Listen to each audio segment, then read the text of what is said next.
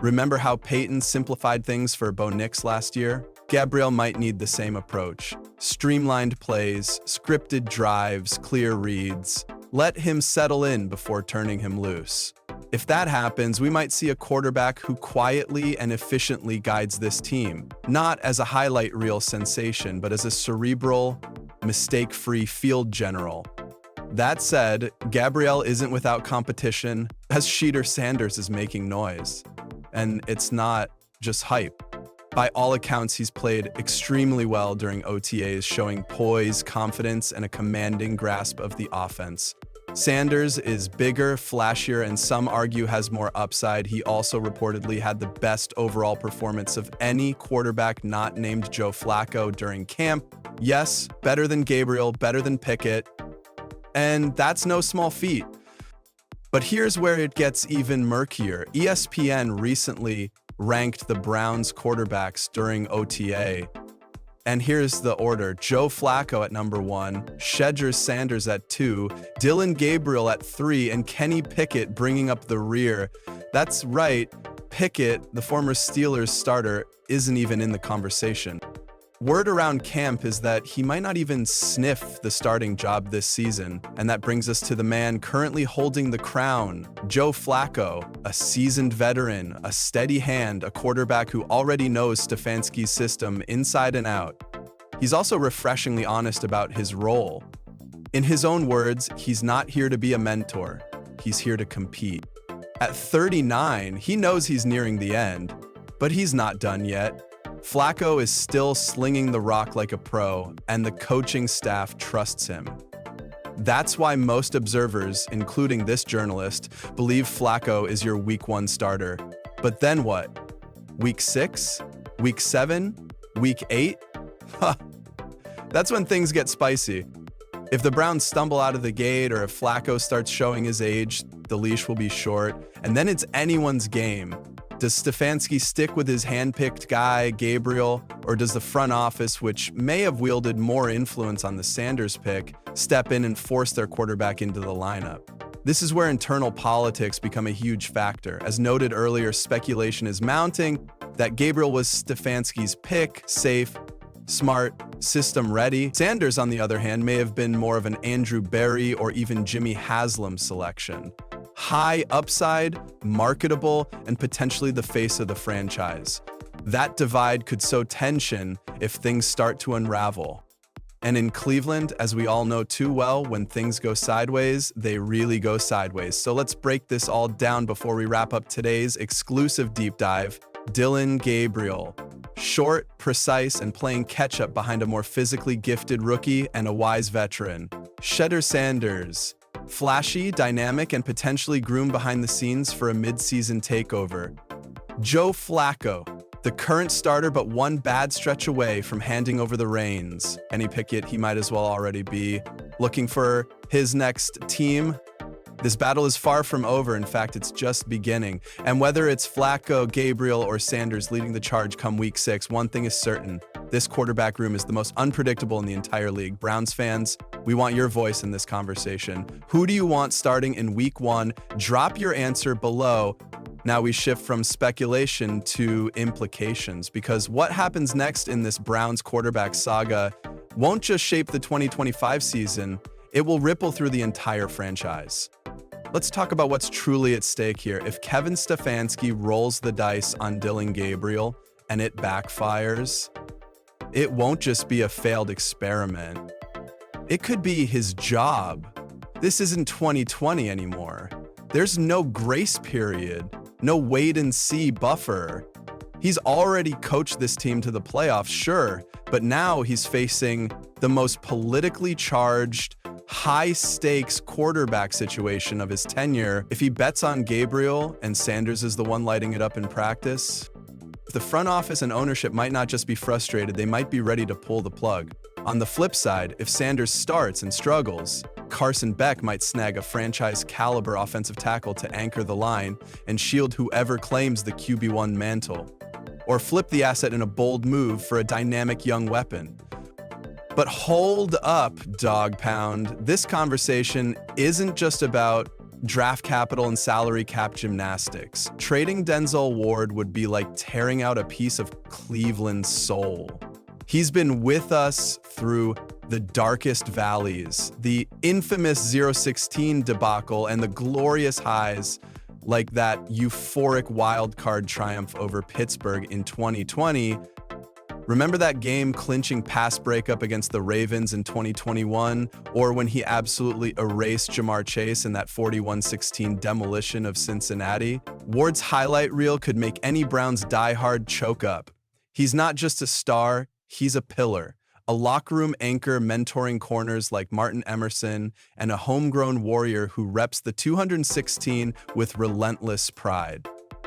Trading him would be a gut punch, especially after already saying goodbye to legends like Nick Chubb this offseason. And inside that locker room, Ward has made it abundantly clear he wants to win in Cleveland. Back in December 2024, he stood beside Myles Garrett echoing sentiments against a full rebuild.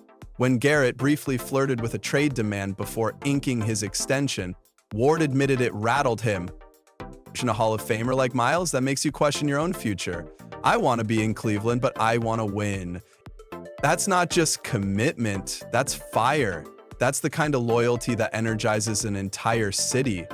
Trading Ward wouldn't just reshuffle the depth chart, it could send a seismic shock through the locker room, signaling a reset at a time when veterans are laser-focused on chasing a title. Now zooming out, this Browns offseason has already been a roller coaster. They made noise drafting Shedeur Sanders, a potential QB1 snagged in the 5th round. Joe Flacco's back as the seasoned mentor, while rookie Dylan Gabriel enters the fray, creating a compelling quarterback competition heading into camp. Still, this offense needs reinforcements. Losing Chubb was brutal. The wide receiver core's thin beyond Jerry Jeudy. Solid, but not game-breaking. And the O-line, once a fortress, it faltered in 2024. Jedrick Wills Jr. underperformed, and Jack Conklin battled injuries. Trading Ward could net a first-round pick, possibly used to snatch up Arizona's Tatairoa McMillan or fortify the trenches with a blue-chip lineman like LSU's Will Campbell. But it would also compromise the backbone of our identity, a suffocating defense. And then there's the financial angle. Ward's contract hits the cap at $20.10 in 2025. A pre-June 1st trade would free up around $12.00 but saddle the team with a staggering $30.00 in dead money. That's a massive blow, especially for a player who's consistently produced despite a concussion history. He's missed only 10 games in 4 seasons and logged 19 passes defended in 2024. Elite numbers, even if overlooked by all pro. Betting on Greg Newsome and Martin Emerson to carry the torch? Risky, yes. Newsome recorded 52 tackles and 14 PDs in 2024. Yes, Emerson's lockdown ability is rising. But they're not Ward, not yet. And don't forget, rumors are swirling around Newsome too. Teams like the Packers and Vikings are reportedly circling, potentially dangling young wideouts like Christian Watson or Jordan Addison. If both Ward and Newsome are moved, the secondary takes a massive hit, leaving Emerson and Cameron Mitchell to anchor the backfield. In a division with elite passers like Burrow, Lamar, and Russell Wilson, that's playing with fire. Still, maybe GM Andrew Berry sees a long-term chessboard others don't. Ward's value, a first-rounder and change, is sky high. And with the 2025 draft brimming with talent, it may be too tempting to pass up. So what's the real state of the dog pound? The Garrett extension says we're going for it, but that 314 record screams for a retool. Trading Ward could provide the ammunition to build around Sanders or Gabriel, but it also risks alienating a fan base and a locker room that believes the window to win is now. He's only 27, under contract for 3 more years, still playing at a Pro Bowl level. Moving on from a 4-time Pro Bowler would be one of Barry's boldest gambits yet, rivaling the Deshaun Watson trade or the Jeudy extension. Let's not forget the fan side either.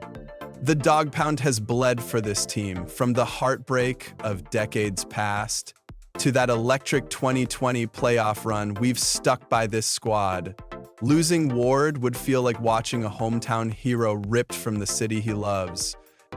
Sure, maybe that first rounder becomes a cornerstone quarterback or franchise left tackle, and maybe we celebrate that down the line, but it's hard to envision those iconic orange helmets without 21 flying across the field, breaking up passes and hyping the crowd.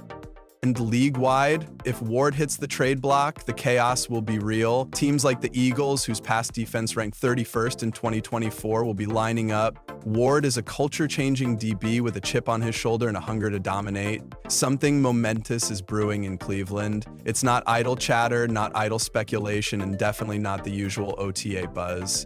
This feels different, tangible, something every Browns fan has been yearning to set. Hope rooted in performance, not empty promises. What unfolded in recent days at Browns OTA could be the dawn of something monumental, far exceeding our expectations. But before we dive in, be sure to smash that like button to stay plugged in. Let's begin with the focal point of everyone's attention, Shedeur Sanders. Yes, that Shedeur Sanders.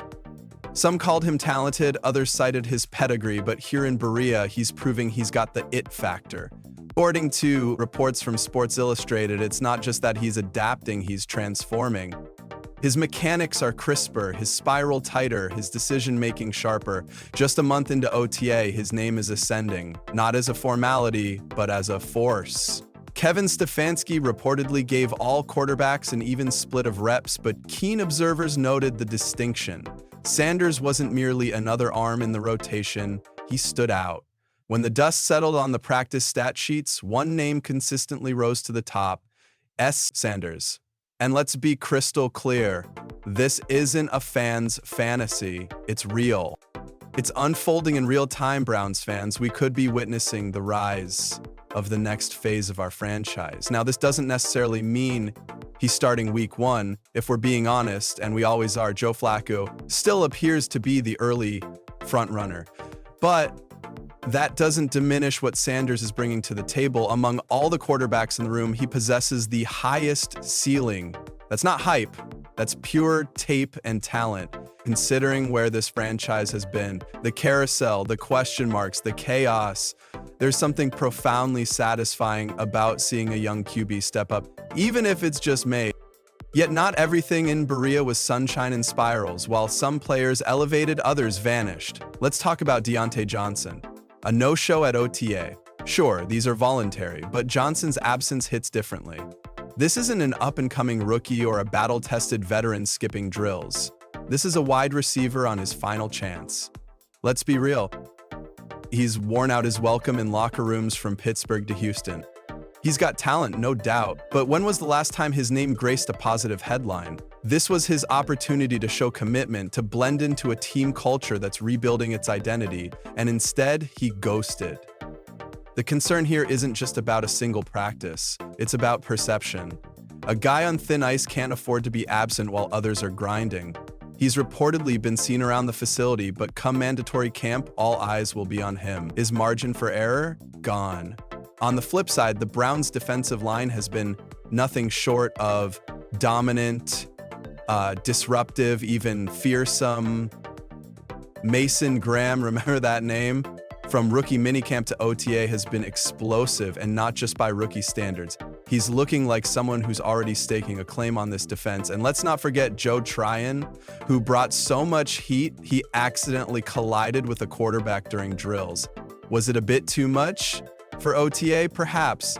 But was it a sign of the ferocity this unit is bringing? And absolutely. This defense is building something you can feel in the trenches. If this group stays healthy, and that's always the big if, we could be looking at a top 5 unit in the league. No exaggeration. It's in the personnel, it's in the energy, it's in the intent. They're not just showing up, they're showing out. And now, let's shift to the backfield, because it's not just crowded, it's evolving. Jerome Ford entered OTA as the presumed RB1, but listen closely and you'll hear the shift. Quinn Jenkins and Dylan Sampson have arrived, and they didn't show up just to watch. Jenkins looks like a feature back already. The burr, the vision, the confidence, it's all there. And Sampson, he might be the most dynamic, multi-talented back we've seen in camp this year. What does that mean for Ford? It could signal the start of a transition or the opening chapter in a potential trade discussion. The Browns are clearly embracing youth and explosiveness at running back, and right now, Jenkins looks like the one holding the keys to the kingdom, not by default, but by dominance. And just when you thought it couldn't get any better, Jerry Jeudy entered the scene. Finally healthy, finally comfortable, finally looking like the WR1 we envisioned when he arrived. What makes it even more thrilling is his chemistry with Flacco, who still throws the deep ball like he's got a 28-year-old cannon.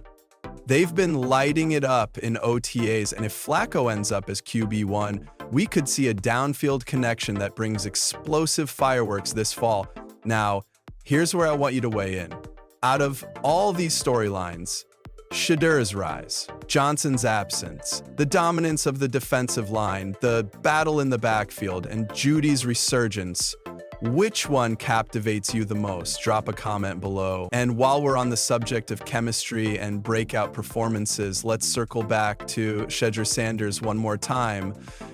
The whispers inside the facility are growing louder. This isn't just about mechanics anymore, it's about leadership, about how the guys are responding to him.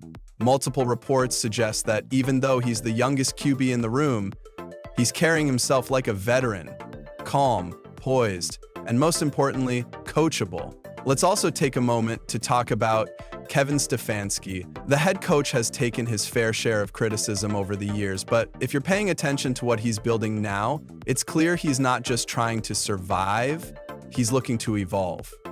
The way he's rotating quarterback reps evenly, that's not indecision, that's a challenge, pushing all of them to step up, and Shedeur seems to be answering that call. But the truth is, even with all this OTA hype, the Browns are walking a razor's edge. One injury, one locker room meltdown, one setback, that's all it takes to flip momentum into mayhem. That's why stories like Deontay Johnson's absence feel so much heavier than just a missed practice. It's not just about drills, it's about the message. If you're not locked in, you're out. This team doesn't have room for passengers. Meanwhile, other players are quietly stacking solid days. Dylan Gabriel, the other rookie QB, might not be lighting it up like Sanders, but he's not fading away either. If we've learned anything about quarterback rooms in the NFL, it's that depth matters. One injury can change everything, and for the Browns, having two young QBs hungry to climb the depth chart could be their most underrated asset this year. And let's not overlook that OTA attendance list. Yes, it was voluntary, but the names missing, Myles Garrett, Greg Newsome, David Njoku, these are leaders, veterans. And while no one's pressing the panic button, and Stefanski certainly isn't, their absence leaves a void. The next phase, mandatory camp, is where accountability meets opportunity. Because here's the bottom line. This team is changing, not on paper, but on the field. And if you're not paying close attention, you might miss the birth of something that could define the Browns for the next 5 years. So now it's your turn. We've broken down the OTA standouts, the concerns, and the quiet battles brewing in Berea. What do you think is the biggest storyline heading into mandatory camp? Is it Shedeur's meteoric rise, the shakeup at running back, the Flacco-Jeudy connection, or maybe something else entirely? Leave a comment below and share your boldest prediction for the Browns. And if you haven't already, like this video and hit that subscribe button. Go Browns!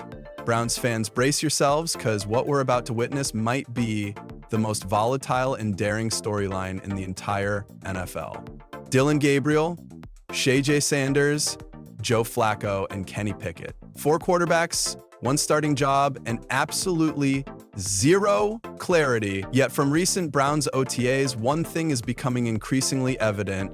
Dylan Gabriel's name isn't just an afterthought, it's rising, and he's leaving a real impression. Here's my take, Dog Pound. Denzel Ward is a dog, the heartbeat of this defense, a Cleveland native, a proven shutdown corner. Trading him makes sense on paper, sure, but it's a massive gamble. You'd better land a generational talent in return because moves like this don't just shake rosters, they shake entire cities. And Cleveland, we've earned more than just another rebuild. We won a Super Bowl.